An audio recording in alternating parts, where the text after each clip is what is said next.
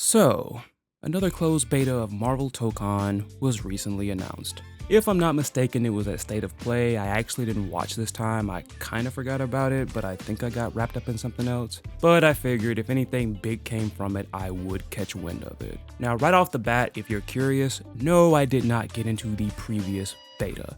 I did read that if you got into the previous beta, you pretty much have a pass into this one. I do hope I get into this one because while I didn't play the first beta, or get into it rather, same I guess, I personally know a lot of people that made it in, and most of what I've heard was positive. If anything, the only complaint that I heard about was that most people were not a fan of like the little breaks between the sessions, which I'm pretty sure they'll be happy to know that those are not going to be in here either. So that's good. I understand that perhaps this might have been a method of, taking it very carefully as far as like testing the servers, because that's one of the main things that these betas are built for. I imagine having the breaks was just their way to combat any instances of the servers getting overwhelmed or crashing. That is just personally my guess. If you know the reason why, you can comment below, but once again, we don't have to worry about those. With that being said, even somebody on the outside looking in, far as those that have gotten a chance to play this game in some form or capacity, I do have one concern about it. More so a question, but I guess kind of a concern, and it's a light concern. I'm just curious about this thing, because apparently with some people, asking critical questions about games is apparently, you want everything too fast, sit back and just let these companies cook. Again, it's a light concern / question / piece of curiosity that I have. And I'll explain myself as I go along with this. The concern I have with this game at this point right now is this. Where are the other characters? Marvel Tokon was first revealed roughly 5 months ago. 5 months. The same 8 that were revealed in the beginning are still the ones that we have seen. The newest thing that was revealed for this game was a new stage, which honestly is more of a big deal than most cases when it comes to stages, seeing how stages function in this game. Not to mention, I think during State of Play, they made a lot of allusions to the fact that we had background cameos, so there's that. Maybe it might be hinting at something for the future, I don't know, but it's just kind of crazy to me that this game was revealed 5 months ago and we haven't seen one new character yet. Invincible Versus, which was first revealed around that very same time, about 5 months ago, they've been revealing new characters. We saw quite a few of them in the very first trailer, but even that game has revealed some extra characters like Cecil and Robot and Monster Girl. Marvel Tokon, it's been 5 months and it's still the same 8. Now, the reason that I've thought about this actually stems from a conversation that I had seen. I forgot. It was on a forum. I should have screenshot it. But to sum it up, I saw someone theorize that Marvel Tokon is not going to have a large roster like a lot of people think. And one of the reasons that this individual suspects this is because of the very thing that I mentioned. It's been 5 months and not a new character has been revealed for the game yet. It's crazy because I do have like a wish list drawn up, which I might still put a video out for just for fun. But that is crazy. It's like in most cases when it comes to these games, revealing more characters is usually customary because that's going to add to the hype. 5 whole months with no new character reveals is pretty strange to me. It is. Now, do I necessarily agree with this person that thinks that the reason this is happening is because it's going to be a small roster? Not in the way that I think they're implying.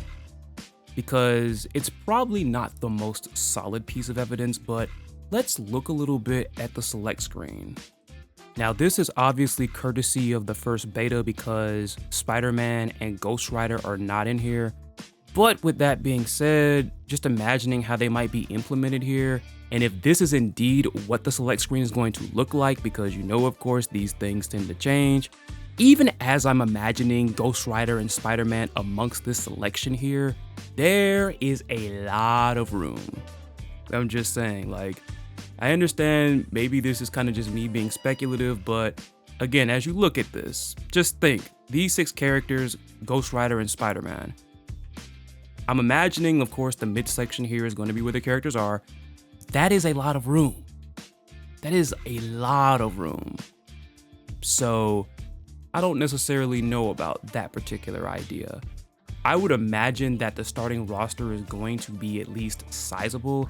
I would say over 10 characters, maybe hovering around the 20 area, maybe something like that. Another person in this conversation had their own theory, and this is gonna be kind of crazy in a really wild, cool way if this is indeed what's gonna happen. This other person in this conversation suspects that seeing that we've been just sitting here for 5 months and we've only been shown 8 characters for this game, this person believes that ArcSys is going to be revealing these characters in 8s. In groups of 8, if me saying 8s sounded funny. That is going to be wild, but I could kind of envision that maybe. I mean, there's plenty and plenty of characters in the Marvel Universe, you don't need me to tell you that. It is very much possible. It is very much possible. And seeing that this is a team game, you would expect a sizable roster. Like, the only game that I could see getting away with something like that and being a tag fighter is a game like Skullgirls. But on top of that, Skullgirls is an indie game. The roster has a pretty good size for an indie tag fighter, but of course, it got to that size with time and fan support, even with all the mess that Skullgirls went through. This is ArcSys we're talking about, and Marvel. We got juggernauts, no pun intended, involved with this game. But if they are going to reveal them in groups of 8, that is going to be insane. I could see a slight possibility of that. 5 whole months and no new characters shown? That's a nice bit of time for a big reveal. Just saying. And I'm pretty sure it's a no-brainer if this were to happen, whether it's a big reveal, a medium-sized reveal, a little something, it's more than likely gonna happen at the Game Awards. It writes itself. Perfect opportunity. Marvel Tokon, I'm sure, is one of the most highly anticipated games of next year. It's easy. Easy money, easy promo, all that. Now that I think about it, I wonder if Marvel Tokon is going to be nominated for most anticipated game at the Game Awards. I just remembered that that is an actual thing. I find it kind of funny, I do get it, but I've always found that funny. It's going to be an award for something that's upcoming. I get acknowledging it, but it's just a me thing. I always found that kind of silly. But hey, like I said, regardless of how I feel about that, Marvel Tokon is definitely a contender. Hardcore fighting game fans, casuals are eating it up. Why not?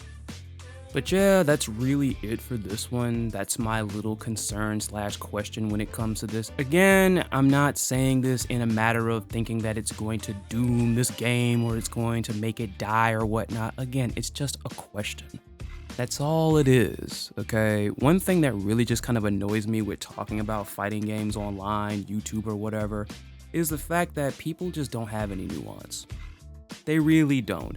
Someone is going to watch this video and they're going to package me with the group of people who literally just whine. And I'm not talking about people that have actual pointed criticisms. I'm talking about people that whine. They love to take people like us that make pointed criticisms about these games and they just shove us in there with the whiners. I can't stand that. I can't stand that, and I also can't stand the whiners either.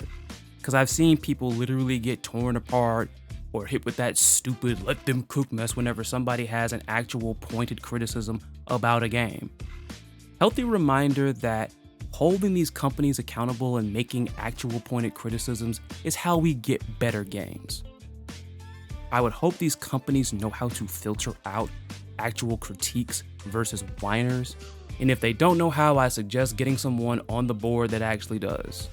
Be it these whiners who are complaining about things that have next to nothing to do with much of anything with the game and it's actually more of a personal thing, or these people that love to recycle that line, "Ooh, you need to shut up complaining, let them cook, let these companies cook and stop complaining."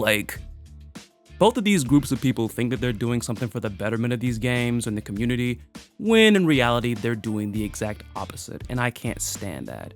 But yeah, that's all I've got to say about this. What do you think? Do you think Marvel Tokon is going to have a small roster at launch? Do you think it's going to be a larger roster? Do you actually like the one idea where someone said they're going to reveal characters in groups of 8? Let me know below, and until next time, I am the Chris Lotus, signing off.